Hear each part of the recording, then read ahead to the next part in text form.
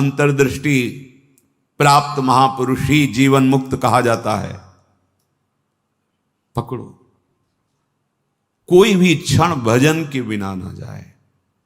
शरीर से सेवा हो रही और अंदर ही अंदर नाम जब चल रहा है, प्रभु के लीला रस से भरे हुए पद गुनगुना। कितना सहज सरल भगवदानंद प्रदान करने का हमें साधन मिल गया गुरु कृपा से।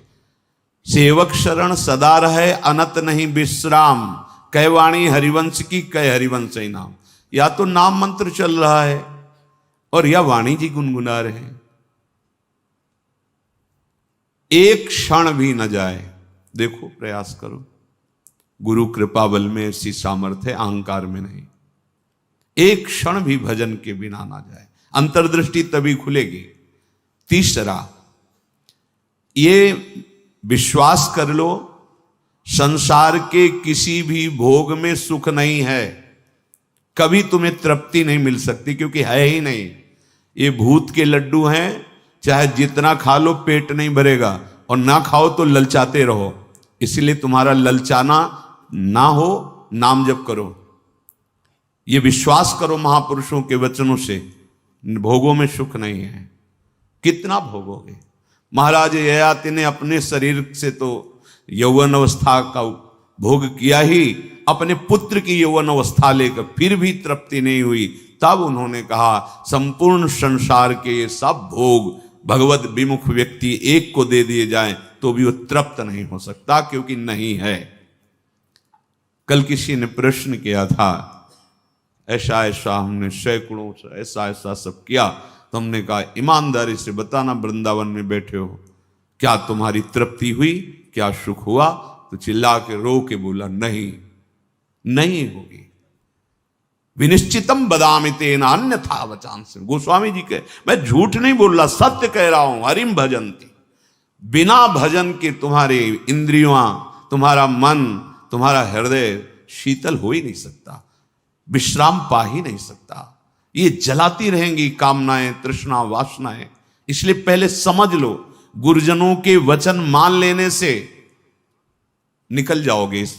अगर अनुभव करने की चले भोग राज्य में, तो आज तक कोई ऐसा नहीं हुआ कि स्वयं लौट पाया हो। हमारी आपकी तो बात जाने दो, बड़े बड़े महापुरुषों में। एक उदाहरण, आद्य गुरु भगवान शंकराचार्य जी नवीन किशोर अवस्था में ही पूरे विश्व को अपने प्रकांड ज्ञान के द्वारा परास्त कर दिया। जब तीर्थराज प्रयाग पहुंचे, पूरे सन्यासियों का साथ में दल होता, मंडली होती, आगे भगवान शंकर साक्षात शंकराचार्यम, शंकरम शंकराचार्यम, ज्ञान का विशुद्ध स्वरूप, तेजों में दृष्टि पड़ते ही चरणों में झुक जाए, ऐसा तेज। मंडन मिश्र नाम के एक बड़े विद्वान थे।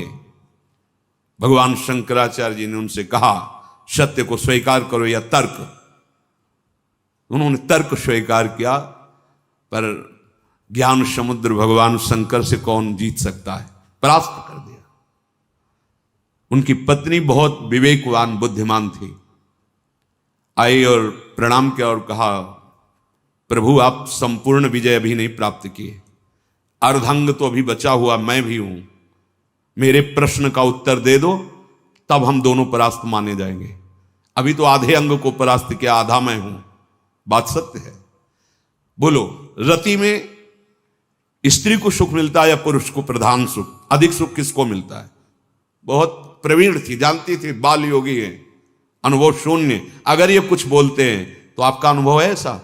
क्योंकि सत्य विषय का तो अनुभव है, असत चेष्टाएं तो की ही नहीं, तो कैसे इनको अनुभव होगा? तो चुप हो जाएंगे।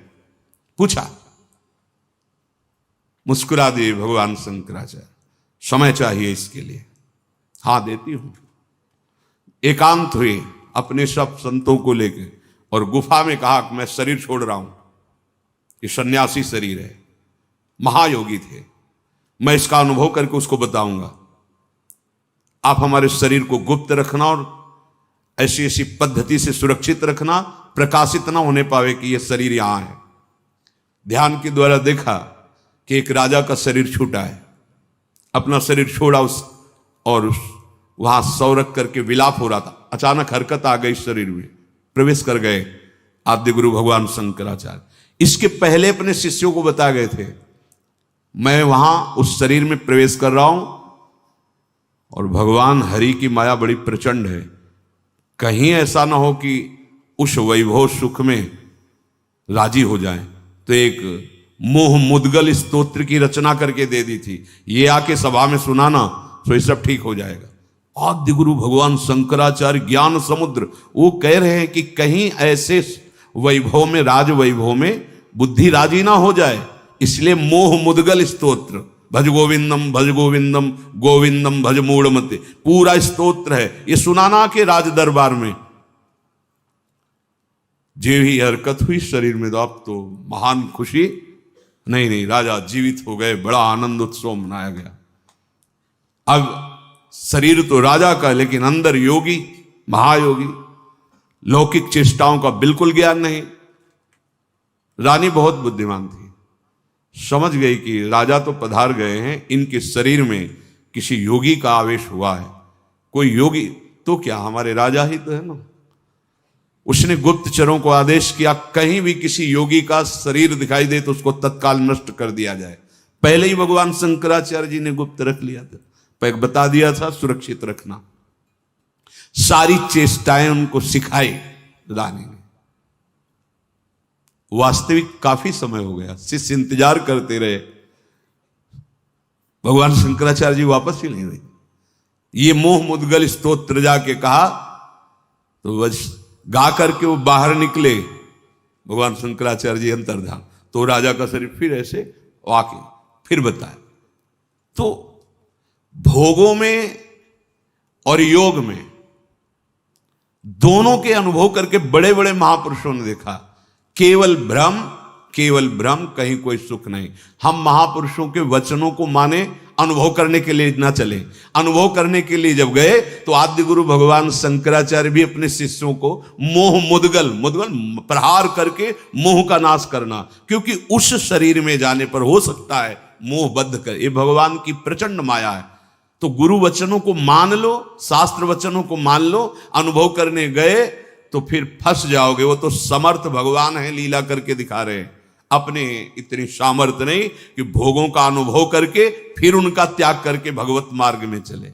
जब भगवान शिव मोहिनी रूप को हृदय से लगाया, फिर आवेश हटा माया का, तब भगवान हरि ने कहा कि प्रभु केवल आप ही हैं कि मेरी माया का आकर्षण, फिर अपने स्वरूप में स्थित हो गए। दूसरा इस सृष्टि में नहीं है, सृष्टि में नहीं, ऐसी प्रचंड माया भगवान की है। इसलिए पूज्य राधा बाबा कह रहे, उपासक तीसरा नंबर है, समस्त भोगों में कोई सुख नहीं है, ये मान लो। केवल शरीर यात्रा के लिए या अपनी धर्म पूर्ति के लिए, आप गृहस्थ में हैं तो धर्म पूर्ति के लिए, संतानोत्पत्ति के लिए वो आज्ञा शास्त्र की है, वो निष्पाप क्रिया है, वो आपको आगे बढ़ाएगी। भगवत मार्ग के पथिक को जितने से काम चल जाए कम से कम, उतना शास्त्र सम्मत भोगों को स्वीकार करके आराधना में बढ़ना है। शास्त्र सम्मत, तस्मात् शास्त्रम प्रमाणम ते। पहली बात तो भोगों में सुख है ही नहीं, ये बैठा लो। जितने से प्राण पोषण उतना अन्न डाल लिया, जितने से शरीर ढक जाए उतना वस्त्र धारण कर लिया।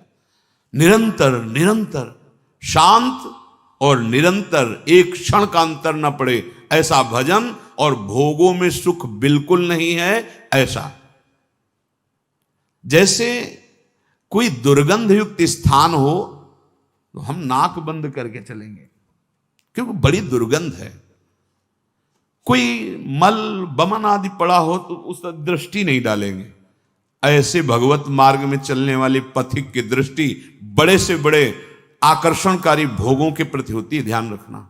रमा विलास राम अनुरागी तजत बमन जिम जन बड़भाग, वो देखेगा भी नहीं। ऐसे अगर आप किसी भी दृश्य को प्रियता से देखते हैं मोबाइल में, या ऐसे छुप के देख रहे हैं, भाई सामने तो देख नहीं सकते, तो किसी ऐसी जगह खड़े जहां से